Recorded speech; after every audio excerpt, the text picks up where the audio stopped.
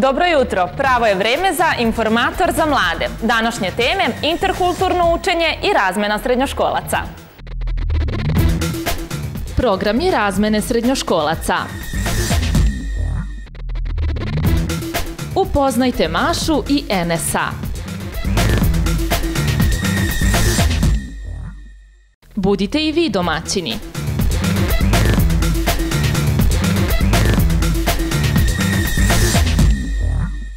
Kako izgleda u svom domu ugostiti jednog stranog učenika i steći novog člana porodice, najbolje pokazuje primer porodice Petrović.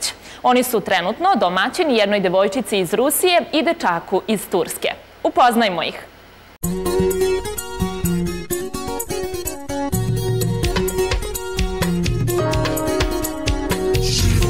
Dobrodošli u dom Petrovića. Njihova porodica je trenutno bogatija za 2 člana, s obzirom na to da su ovi gostoprimljivi ljudi preko programa Interkultura u svom domu ugostili Mašu iz Rusije i Enesa iz Turske, koji će u Srbiji biti ukupno godinu dana, a verovali ili ne, već nakon 5 meseci oni se odlično snalaze sa srpskim. Ja sam došla u Srbiju, nisam znala srpski, nisam znala kulturu, ništa nisam znala. Nisam znala ljudi. Došla u porodicu, sa mnom pričali samo i engleski i bilo mnogo teško, svi ovako priča srpski, ja ništa ne razumijem. I za mene je bilo mnogo čudno i ja nisam ništa razumjela. Bio je mnogo teško i čudno i sada sve odlično zato što razumem. Naprimjer, idemo grad, idemo neki kafić sa prijateljom, društvom i razumem, to je mnogo dobro.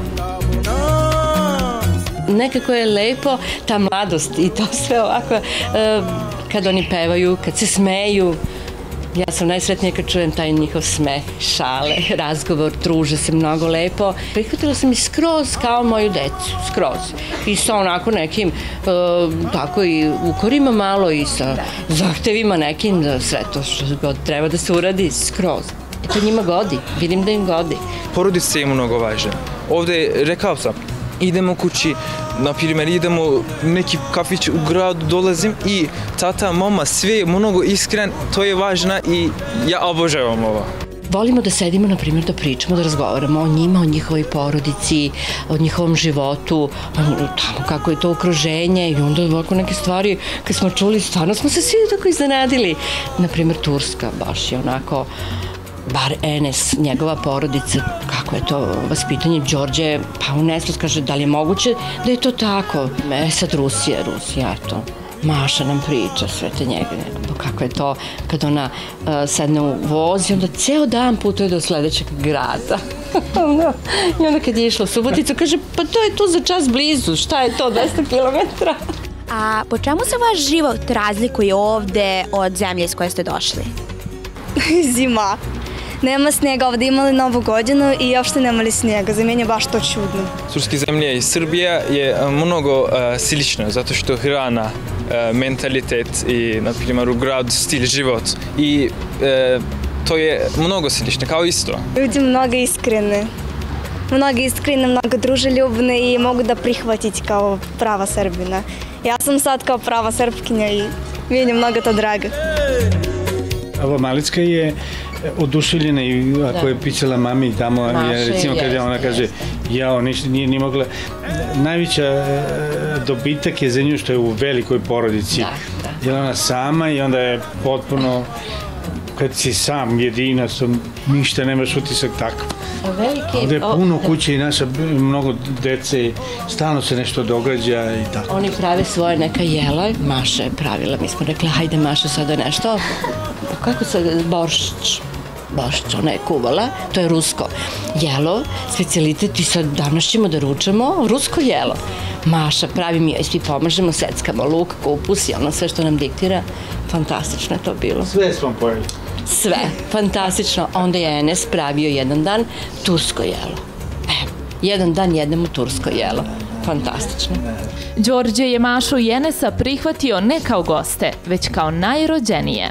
Pošto ja imam 2 starije sestre i starijeg brata koji su dosta stariji od mene, oni su odavno izašli odavde iz kuće, oženili se, udali se i ja kao da sam samostalno dete, tako da imam tu brat i sestru blizu mojih godina i kao da nisam sam, sve mi super. Život u Srbiji za Mašu i Enesa ne predstavlja turističko uživanje, već ima mnogo šire dimenzije.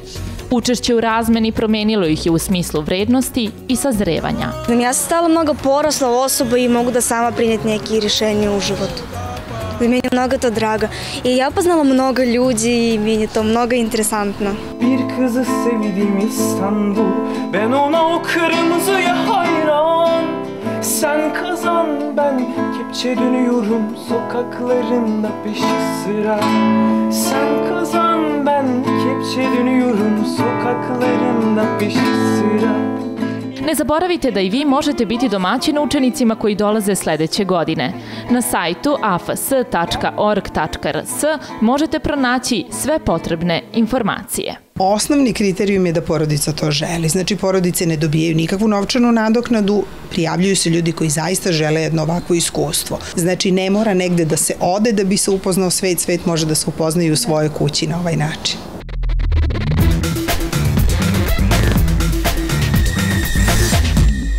Hvala vam što ste i danas pratili Informator za mlade. Sledećeg vikenda očekujemo vas sa podjednako važnim i interesantnim temama. Prijatno!